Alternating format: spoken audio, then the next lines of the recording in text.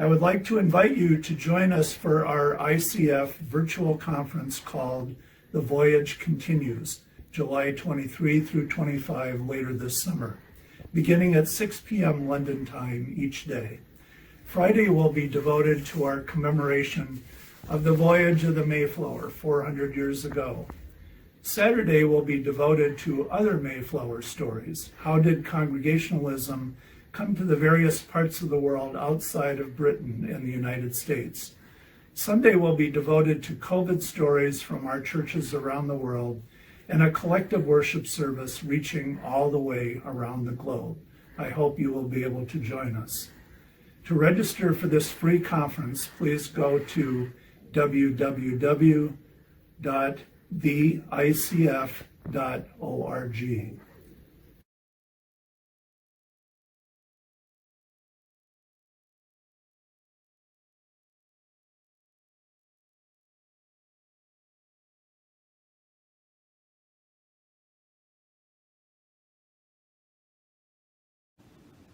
Dear ICF members, I greet you all in the name of our Lord Jesus Christ, and it is an honor and joy to bring to you the love of the members of the Armenian Congregational Churches in Syria. And also it is an honor to be part of the ICF online conference. I admit that speaking about war and war situation in Syria is not an easy job. In fact, I was here in Syria, in Aleppo, for the last 10 years as the war was trying to attack all the Syrian people. So many people, they have lost their relatives, their dear ones. So many families, they have lost their children, their parents. And many churches were destructed. Many schools were destroyed. Many people that they were displaced from one city to the other, and many refugees, they fled out of Syria. Unfortunately, today, we are left with more than 3.5 million children out of schooling system.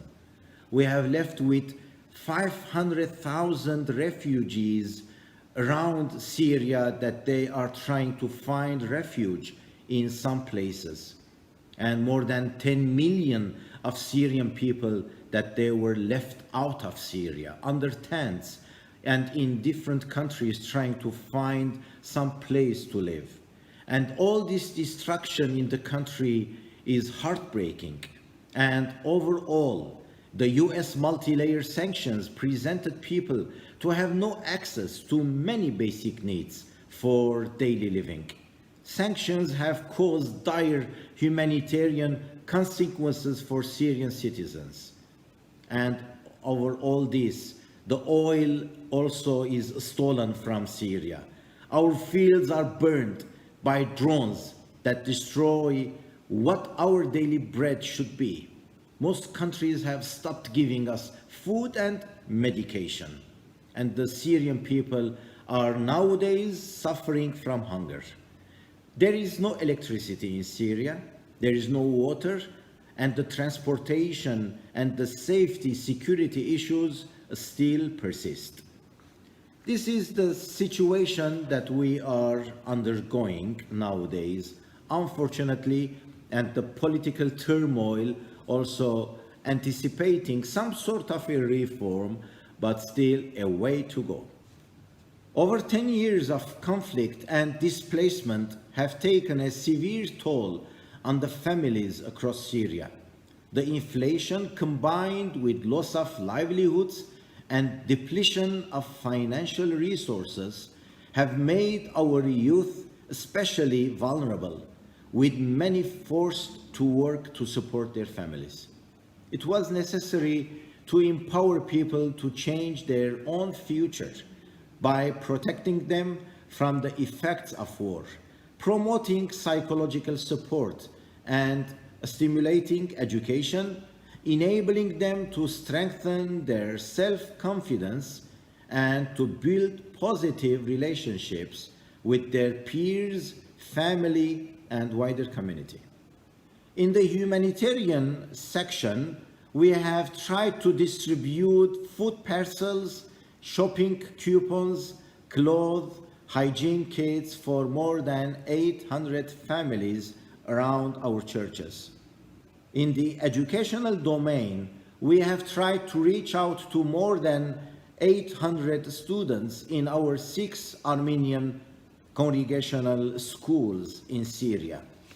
And in that matter, also, we have distributed stationery kits and school handbags to marginalized students as needed. Financial assistance was given to Armenian university students. Healthcare domain is another aspect of our ministry. When the war was very much intense in Aleppo, especially in our surrounding, we have seen so many destruction and so many victimized people, as well as so many injuries. And unfortunately, those years, Aleppo was lacking hospitals and doctors. And we had the vision to establish a polyclinic where can be a mobile assistance for all the needy and the injured people.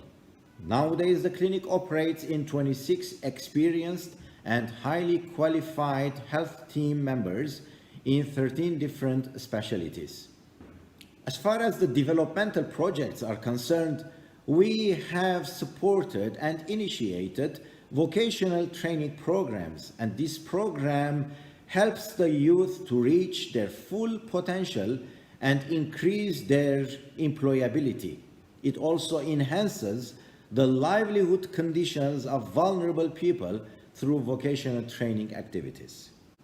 We have initiated also business startup trainings, a small enterprise for needy families to finance their small businesses in order to improve their financial situation.